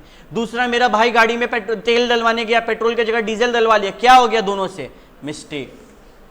ठीक है, एक बात बताओ, हम तुमको धमकी दिए, नींद आ रहा है? नींद आ रहा है? ठीक है, हम तुमको धमकी दिए, मानो, तो इसमें तुम कौन? Aggrieved party. हम तुम्हारे साथ बहलाए फुसला के तुमसे कोई पैसा ले लिए, तुम कौन? Aggrieved party. तुम्हारे साथ धोखा किए, तुम कौन? Aggrieved party. तुम्हारे साथ मिस रिप्रेजेंटेशन की है, तुम कौन? Aggrieved party. गाड़ी में तेल भरवाया था मेरा भाई क्या पेट्रोल वाले पे केस करके जीत पाएगा? नहीं भैया, दोनों का गलती था। येलो नैनो मांगा, तुम ऑडी मांगा, हम तुमको नैनो दे दिए, हम क्या केस कर पाएंगे? नहीं, दोनों का गलती था। अब यहां पे very very very very very important point समझाने जा रहे हैं। कहानी 2 पॉइंट में बढ़ गया। एक है वॉइडेबल कॉन्ट्रैक्ट, दूसरा है वॉइड कॉन्ट्रैक्ट। वॉइडेबल कॉन्ट्रैक्ट क्या होता है? जब कहीं पे अग्रीव पार्टी हो, CUFM, पहला 4, अग्रीव पार्टी, रो रहा है ना कोई एक बंदा, धोखा दिए, दादाजी रो रहे थे, अनड्यू इन्फ्लुएंस में बहला पुसला के तुम लोग रो रहा था, फ्रॉड एंड मिसरिप्रेजेंटेशन में भी जो गाड़ी खरीदा वो रो रहा था, बट मिस्टेक में तो दोनों रोएगा, जिसका गाड़ी खराब हुआ वो और जिससे पैसा मांगेगा वो भी, क्योंकि दोनों का गलती है। तो मिस्टेक वॉइड होता है और बाकी चारों क्या होता है? वॉइडेबल। तो वॉइडेबल समझ में आ गया ना? वॉइडेबल मतलब क्या? एक अग्रीव पार्टी है। और वॉइड मतलब क्या? वॉइड मतलब नल एंड वॉइड, कोर्ट में जाएंगे तो भगा देगा बाहर से, not enforceable by law. Clear है? आगे हम लोग इन चीजों को और डिटेल में देखेंगे। अभी के लिए भैया ये समझ में आ गया कि फ्री कंसेंट कब नहीं होता है। पहला C फॉर कोअर्शन, दूसरा U फॉर अनड्यू इन्फ्लुएंस, तीसरा F फॉर फ्रॉड, चौथा M फॉर मिस रिप्रेजेंटेशन, पांचवा M फॉर मिस्टेक, जिसमें पहला CUFM क्या होता है? वॉइडेबल, और लास्ट में मिस्टेक क्या होता है? वॉइड। भैया फ्री कंसेंट आप अच्छा से समझा दिए। अब आप हमको बताइए ये कंपिटेंसी ऑफ पार्टीज क्या है? क्या है ये कंपिटेंसीज ऑफ पार्टीज? हाँ, तुम लोग से एक सवाल पूछना चाहते हैं, ठीक है? तुम लोग हमको जवाब देना। अगर मानो कोई छोटा सा बच्चा, तुम लोग का ना मानो दुकान है चॉकलेट का, कोई 12 साल का बच्चा आया, तुमसे चॉकलेट लेके चला गया, क्या तुम उसके पापा से पैसा ले पाओगे? उसका पापा बोलेगा हम बोले थे देने। ऑब्वियस सा बात है, क्योंकि वो क्या है? वो बिलो क्या है? बिलो 18 है। क्या है? बिलो 18। यानी कि कॉन्ट्रैक्ट करने के लिए आपको मेजर होना जरूरी है। मेजर कौन होता है? 18 एंड 18 अबव। कौन होता है? 18 एंड 18 अबव। तो पहला कंपिटेंट पर्सन जो कॉन्ट्रैक्ट कर सकता है वो कौन है? मेजर। कौन नहीं कर सकता है? माइनर नहीं कर सकता। दूसरा, हमको एक बात बताओ, रोड पे एक बंदा नशे में धुत है, लेकिन उसके पास बहुत पैसा है। तुम क्या किया? उसको देखा ये तो नशा में पड़ा हुआ है, ये तो कुछ भी कर लेगा, तो उसको 2-4 पैग और पिलाया और उससे उसका पूरा जायदाद अपने नाम लिखवा लिया। ठीक है, क्या ये बात वैलिड है? कोर्ट में अगर वो चाहे तो बच सकता है ना कि सर उस टाइम हम नशे के हालत में थे। ऐसा होता है भैया। हाँ, किसी भी ऐसे पर्सन से अगर तुम कॉन्ट्रैक्ट कर रहा है जो सोचने की क्षमता में नहीं है, उसको बोलते हैं अनसाउंड माइंड। क्या बोलते हैं? अब चाहे तुम नशा में हो, चाहे तुमको दौरा चढ़ता हो। भैया दौरा मतलब कोई भी अपरिचित मूवी देखा है? हर बैच में पूछते बच्चा लोग बोलता है नहीं। कोई देखा है? देखा है। क्या होता है उसमें? एक बंदा को प्रॉब्लम होता है जिसको बोलते हैं मल्टीपल पर्सनालिटी डिसऑर्डर। बड़ा मस्त मूवी है, मजा आ जाएगा देखने में, कैसे टाइम पार होगा पता नहीं चलेगा, बहुत अच्छा है। ठीक है, उस एक बंदा में ना 3 लोग रह रहा होता है, मतलब वो पागल होता है। ठीक है, अब वो पागल है तो उसके अंदर ना जब कोई और पर्सनालिटी होगा, यानी कि जब वो पागल होगा, जब वो अनसाउंड माइंड होगा, वो कोई कॉन्ट्रैक्ट कर लिया, क्या वो वैलिड माना जाएगा? नहीं, क्योंकि वो उस टाइम पे कंपीटेंट नहीं था। कंपीटेंट कौन होता है? साउंड माइंड वाला बंदा। ठीक है, और तीसरा, बहुत बार ना लोग डिस्क्वालिफाइड बाय लॉ होते हैं कॉन्ट्रैक्ट करने से। ठीक है, अरे भैया ये क्या है भैया डिस्क्वालिफाइड बाय लॉ? इसका डिटेल में बात करेंगे। एग्जाम्पल के लिए समझो कि तुम मानो किसी दुश्मन देश से कॉन्ट्रैक्ट कर सकता है। हम लोग आए दिन सुनते हैं कि पाकिस्तान से हम लोग का लड़ाई हुआ। जब मेरा पाकिस्तान से लड़ाई होगा, पाकिस्तान मेरा क्या फ्रेंड या एनिमी? एनिमी। क्या हम किसी एनिमी कंट्री से कॉन्ट्रैक्ट करेंगे? नहीं। मानो हम एज अ टीचर कॉन्ट्रैक्ट किए थे कि हम पाकिस्तान में सीए पढ़ाने जाएंगे, क्या अगर वॉर हो जाएगा तो हम जा पाएंगे? नहीं। अगर हम नहीं जाएंगे क्या पाकिस्तान का बंदा हम पर केस कर पाएगा? नहीं, क्योंकि वो डिस्क्वालिफाइड बाय लॉ है कॉन्ट्रैक्ट करने से। तो 3 लोग होते हैं कंपीटेंट कॉन्ट्रैक्ट करने के लिए। पहला मेजर, दूसरा साउंड माइंड, तीसरा not disqualified by law. Exam में ना बता रहे तुम लोग को बच्चा लोग क्या ब्लंडर मिस्टेक करता है। क्या ब्लंडर करता है? वो लोग से पूछता है which are the parties who are not competent to contract, और वो लोग ये 3 पॉइंट लिख कर आता है और फिर बोलता है भैया मार्क्स नहीं मिला। क्या ये बात सही है? तुमसे क्या पूछा? कंपीटेंट कौन नहीं है, तो कौन कौन नहीं है? पहला माइनर, दूसरा अनसाउंड माइंड, और तीसरा डिस्क्वालिफाइड। एग्जाम में क्वेश्चन को एकदम ध्यान से पढ़ना। क्या मांगा है? हम कल बोले थे ना अकाउंट्स में, क्या मांगा है ये जानना जरूरी होता है। ओके, तो भैया कंपीटेंसी भी समझ में आ गया। 3 पॉइंट आप हम लोग को बताएं, आगे फ्यूचर में और डिटेल में देखेंगे। ठीक है, अच्छा ये बताओ, ये तो कॉमन सेंस वाला बात है, इसको तो रटना भी नहीं पड़ेगा। हम तुम लोग को पढ़ा रहे हैं, बदले में तुम लोग से मांग रहे कि भैया मेरे को ड्रग्स ला के दो, क्या ये वैलिड कॉन्ट्रैक्ट होगा? नहीं भैया, यहाँ पे आपका जो कंसिडरेशन है वो इलीगल है। ठीक है, अच्छा अगर मानो हम तुम लोग से पैसा मांग रहे हैं और बदले में तुम लोग को ड्रग्स दे रहे हैं, वो वैलिड होगा? भैया यहाँ ऑब्जेक्ट इलीगल है। ऑब्जेक्ट जो हम दे रहे हैं, कंसिडरेशन जो हमको मिल रहा है, दोनों को लॉफुल होना जरूरी है। ठीक है, और लास्ट में not expressly declare to be void, आगे एक सेक्शन है पूरा का पूरा इसके ऊपर जो हम लोग देखेंगे। तो 6 इजी पॉइंट है। पहला क्या था देख के बताओ? अग्रीमेंट, दूसरा फ्री कंसेंट, तीसरा कंपीटेंसी, चौथा लॉफुल कंसिडरेशन, पांचवा लॉफुल ऑब्जेक्ट, एंड छठा not expressly declare to be void. Easy था। सेक्शन 10 ऐसे है, और कभी भी तुम लोग एग्जाम में सेक्शन 10 को कोट करके आएगा ना तो ये लाइन लिखना जरूरी है, section 10 is not complete and exhaustive. ये कंप्लीट नहीं है, इसके अलावा भी कुछ पॉइंट है, इसको रटने का जरूरत नहीं है। एग्जाम में ना एक पॉइंट उठा के उस पर सवाल देगा, जैसे कि पापा बेटा वाला एग्जाम्पल देगा तो लीगल रिलेशनशिप को कोट करके आना होगा वहां पे। हाँ, बट इससे रिलेटेड एग्जाम में आता है और एग्जाम में आंसर चाहता है वो लोग ये 6 पॉइंट हो। तो तुम लोग लाइन में लिखो तो भी मार्क्स मिलेगा, ऐसे लिखो तो भी मार्क्स मिलेगा। क्लियर है? ओके, एक बार हम लोग जो पढ़े यहाँ पे देख लेते हैं। 2 पार्टीज होना जरूरी है, खुद के साथ कॉन्ट्रैक्ट नहीं कर सकते। ठीक है, अब तुम लोग को एक चीज दिखा रहे हैं, ये क्या लिखा है भैया? इसको क्या बोलते हैं? ये बोल्ड बोल्ड करके बड़ा सा गंदा चीज क्या लिख दिया है? ये है state of Gujarat versus Raman Lal S and company.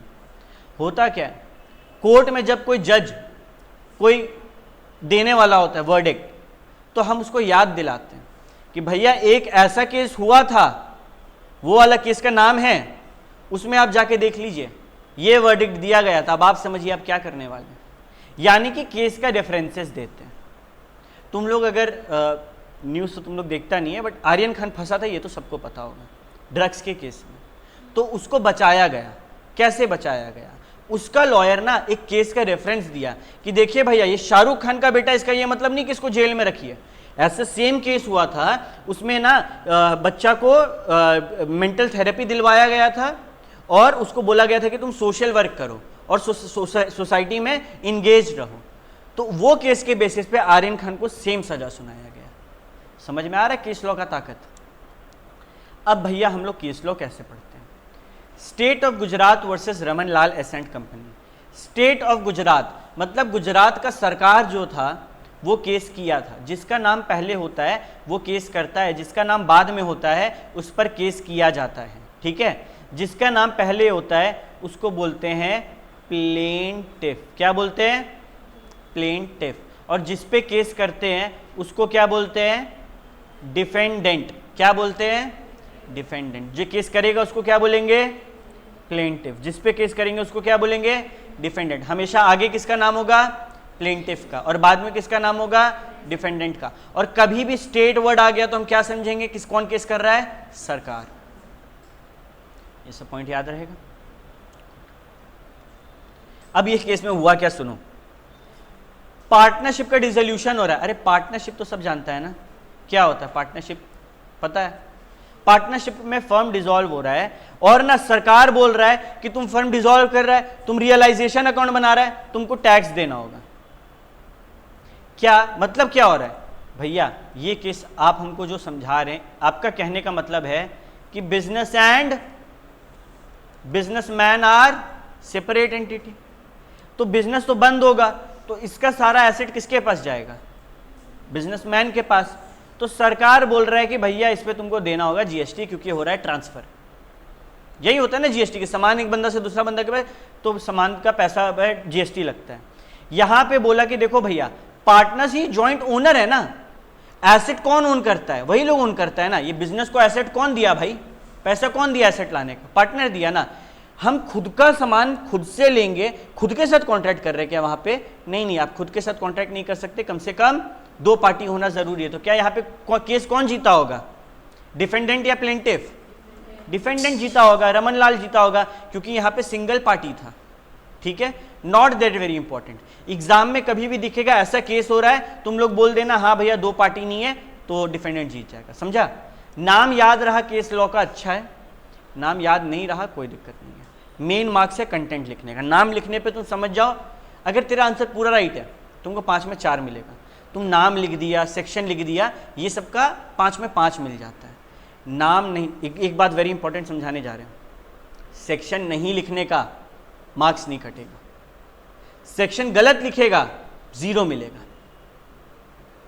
गलत, पूरा अंदर का मैटर सही है, सेक्शन गलत 0, 1 मार्क्स भी नहीं मिलेगा। तो सेक्शन संभल के कोट करना है। कैसे याद करना है हम बताएंगे ना, मेरा जिम्मेदारी है। एकदम पक्का याद हो जाएगा, 110% श्योर। दूसरा इंपॉर्टेंट बात, केस लॉ याद नहीं है, नहीं लिखना है। सही केस लॉ कॉन्सेप्ट से रिलेटेड याद है। अब तुम लोग ये केस लॉ कोई और कंसेप्ट में लिख के आएगा, नहीं मार्क्स मिलेगा। अच्छा, बहुत बच्चा, हम पहला बैच पढ़ाए थे, उसमें एक तेजस्वी बच्चा था, उसका जब हम पेपर देखे, हम मॉक टेस्ट लिए थे, वो भाई साहब अपना केस लॉ बना रहा है, अपना केस लॉ, अपना नोकिया वर्सेस सैमसंग बना दिया। क्या हम लोग एग्जाम में ऐसा कर सकते हैं? नहीं। हम लोग ऐसा नहीं सोचने कि आगे वाला बंदा गधा है। ठीक है, ये 2 बात का ध्यान रखना है। अच्छा, इंटेंशन कैसा रिलेशनशिप का होना चाहिए? लीगल रिलेशनशिप का। यहां पे एक और आया एग्जाम्पल, एक औरत, वही वाला, औरत पति पे केस कर रही है कि हमको आप घर खर्च दीजिए, क्या वो जीतेगी? नहीं। इस केस लॉ का नाम क्या है पता है? Balfour versus Balfour. जब भी लीगल रिलेशनशिप वाला सवाल आएगा, ये केस लॉ कोट करके आना है। कौन सा? बेल्फोर। अब तो ये तो याद रहेगा ना भाई, भैया दोनों का नाम बेल्फोर है मतलब बेल्फोर खुद पे केस किया? नहीं, दोनों का टाइटल बेल्फोर है, पत्नी का भी टाइटल वही होगा, तो पत्नी जब पति पे केस की तो बेल्फोर वर्सेस बेल्फोर बन गया। ठीक है, नेक्स्ट, अदर फॉर्मेलिटीज होना जरूरी है।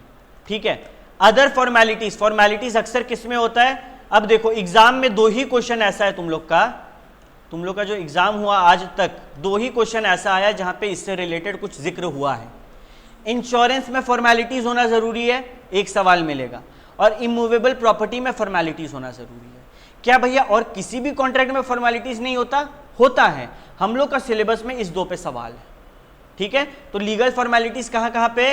इंश्योरेंस एंड इमूवेबल प्रॉपर्टी पे। मीनिंग सर्टेन होना ज़रूरी है, ऑयल वाला एग्जाम्पल। परफॉर्मेंस होना, पॉसिबिलिटी ऑफ परफॉर्मेंस होना ज़रूरी है। इम्पॉसिबल एक्ट का वादा चलेगा क्या? चांद तारा तोड़ के लाएंगे? नहीं चलेगा। और यहाँ पर ये सारे बातों को लिख दिया गया। सेक्शन 10 में जो बात बोला ऑफर एंड एक्सेप्टेंस, वो सारा बात यहाँ पे देखो, CUFFM वॉइडेबल होता है, वॉइड होता है। बोले ना कुछ नहीं लिखना है क्लास में, घर जाना है, PDF खोलना है, जूम कर करके लिख लेना है, काम खत्म। रिवीजन का रिवीजन हो गया, नोट्स का नोट्स बन गया। ठीक है। अच्छा, कोअर्शन का मतलब देखो, मैं यहाँ पे लिख दिया धमकी। कोअर्शन वैलिड होता है क्या? नहीं। तो क्या होता है? वॉइडेबल। कैपेसिटी में देखो किसका कैपेसिटी होता है, किसका नहीं होता है, हम लोग लिख चुके हैं। ठीक है, ओके। कंसिडरेशन का मतलब क्या होता है? समथिंग इन रिटर्न, मतलब क्विड प्रो को। फिर आता है लॉफुल कंसिडरेशन, लॉफुल ऑब्जेक्ट, दोनों का लॉफुल होना जरूरी। लॉफुल क्या होता है? कोई चीज लॉफुल है, लीगल है, कैसे पता चलेगा? अगर कुछ प्रोहिबिटेड बाय लॉ है उसको इलीगल बोला जाएगा। आज के टाइम पे अफीम, ओपीएम, अब मत बोलना कि भैया हम लोग ड्रग्स के बारे में पढ़ा रहे, सवाल है। ठीक है, ओपीएम से रिलेटेड, इंडिगो से रिलेटेड। ओपीएम और इंडिगो ड्रग्स है, इससे रिलेटेड आगे क्वेश्चन है। तो ओपीएम और इंडिगो का खेती तुम कर रहे हो, वो वैलिड है या इलीगल है? इलीगल है। कोर्ट में जाके तुम केस कर पाएगा, हम इसको ओपीएम बेचे और ये हमको पैसा नहीं दिया? नहीं। कोर्ट वाला बोलेगा तुम, अब तुम्हारा ऑब्जेक्ट ही गलत है, तुरंत पकड़ के तुमको जेल में डाल देगा। तो ये कॉन्ट्रैक्ट क्या हुआ? वॉइड। वॉइड कॉन्ट्रैक्ट मतलब हम केस नहीं कर सकते। ठीक है, ओके। तो हम लोग क्लास को यहाँ पे वाइंड अप करते हैं, लेकिन कुछ होमवर्क है। तुम लोग को PDF दिए हैं, PDF में पेज नंबर 1.6 तक जो जैसे जैसे मार्क किया हुआ है, इंक्लूडिंग हाइलाइटर, जहाँ पे मेरा पर्पल है, तुम लोग और कोई कलर यूज कर लेना, करके आना है। जहाँ पे रेड है वहाँ पे रेड पेन से करना है, जहाँ पे ये है वहाँ पे ब्लैक पेंसिल से या पेन से करना है। जब पेन से करे तो कोशिश करो स्केल लेकर बैठे और अच्छा से सीधा सीधा लाइन खींचे, गंदा हो जाएगा ना, पढ़ने का मन नहीं करेगा 2 से तीसरा बार। ठीक है, ये काम करके आना है, नेक्स्ट क्लास हम चेक करेंगे। और कल का होमवर्क याद है, इलू 5 एंड इलू 7 जर्नल का करके आना है। जर्नल चैप्टर का इलस्ट्रेशन 5 एंड इलस्ट्रेशन 7 करके आना है। मिलते हैं नेक्स्ट क्लास, जो कि है कल सुबह 12 बजे मैथ्स का, फॉलोड बाय 2:30 बजे अकाउंट्स का। ठीक है, तब तक के लिए सबको टाटा बाय बाय।